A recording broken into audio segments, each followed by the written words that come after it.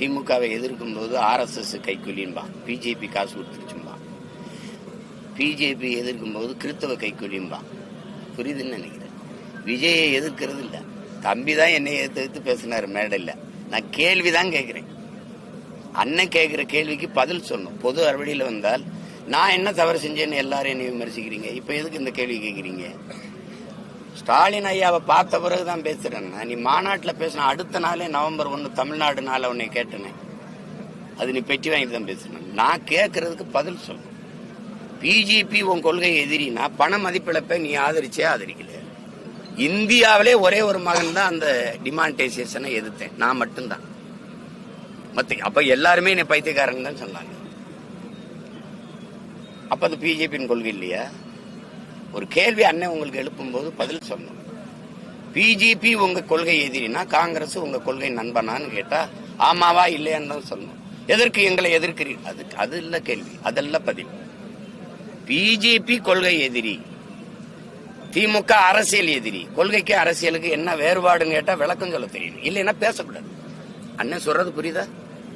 என் தம்பி உங்களுக்கு தான் பேசுறேன், விஜய்க்கு சேர்த்தம்பி விஜய்க்கா தான் கேட்கிறேன். அப்படி பேசக்கூடாது. ஒரு தலைமை சரியா வரணும். முன்னாடி நிக்க வந்திருக்கவன் நல்லவனா கெட்டவனான்னு பாக்காதீங்க, உண்மையானவனான்னு பாருங்கன்னு நீங்க அவ்வளவு பேருக்கு முன்னாடி பேசுறீங்க. கெட்டவன் எப்படி உண்மையா இருப்பான்னு கேள்வி கேட்டா நீங்க பதில் சொல்ல தெரியணும். மதச்சார்பற்ற சமூக நீதினு ஒரு கோட்பாட்டை முன்வைக்கிறீங்க. சாதிய ஒழிப்பு தீண்டாமை ஒழிப்புன்னு நாங்க பேசுறது, சாதி இழிவிற்கு தீண்டாமை கொடுமை இருக்கு ஒழிப்புன்னு பேசுறோம். இங்க மதச்சார்புள்ள சமூக நீதினு ஒண்ணு இருந்தா மதச்சார்பற்ற சமூக நீதினு பேசுறது சரி. இங்க மதத்தின் அடிப்படையில் தான் இந்த வகுப்பாரி பிரதிநிதித்துவம் கொடுக்கப்படுதா? வகுப்புங்கிறதே உங்களுக்கு தெரியுது சாதிய கட்டமைப்பு. எந்த சாதியின் அடிப்படையில் எனக்கு கல்வி வேலை வாய்ப்பு அரசியல் அதிகாரத்தை மறுத்தியோ அதே சாதியின் அடிப்படையில் கொடுங்கிறதுக்கு போராடி பெற்ற உரிமை தான் இந்த வகுப்பாரி பிரதிநிதித்துவம். அது தெரியாம நீங்க மதச்சார்பற்ற சமூக நீதிங்கிறீங்க. நீங்க மதச்சார்பற்ற உங்க சமூக நீதியில கிறிஸ்தவர் இஸ்லாமியருக்கு இடஒதுக்கீடு இருக்கா இல்லையான்னு கேட்டா அதுக்கு பதில் தான் சொல்லணும். என்னைய திட்டுறாருன்னு பேசக்கூடாது. புரியுதா நான் கேட்கறது? தம்பி, உங்களுக்கு தேவையானவன் வாடகை காசு வாங்கி தின்ட்டு புகழ்ந்துகிட்டு இருப்பான். இங்க ஒருத்தர் நிக்கிறேன், கேள்வி கேட்பேன்.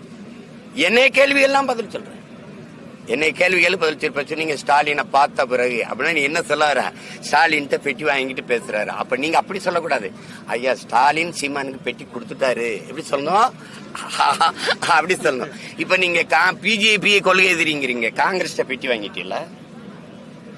திமுக அரசியல் எதிரிங்கிறீங்க, ஏடிஎம் கிட்ட பெட்டி வாங்கிட்டீங்களா? இதெல்லாம் என்னக்கிடா ஒழிப்பீங்க? என்ன ஒரு தீப்பெட்டியோட வாங்கி தர மாட்டான்டா. ஏன்னா அப்படி வெற்றி தர என்னத்தையாவது பேசுறது தம்பி. இப்ப இந்த கூட்டம் யாருக்கு எதிராக போடப்பட்டிருக்குன்னு நினைக்கிறீங்க? இப்ப இந்த கூட்டம் இப்ப இருந்து கேளுங்க, யாருக்கு எதிராக போடப்பட்டிருக்கு, யாருக்கு எதிராக கேள்விகள் முன்வைக்கப்படுதுன்னு பாருங்க. 1.5 மணி நேரம் பேசிட்டு ஒரு நிமிஷம் இப்படி ஒரு கேள்வி எழுப்புனா விஜய் திட்டார். அவ்வளவுலாம் ஒன்றும் பெரியது இல்லை.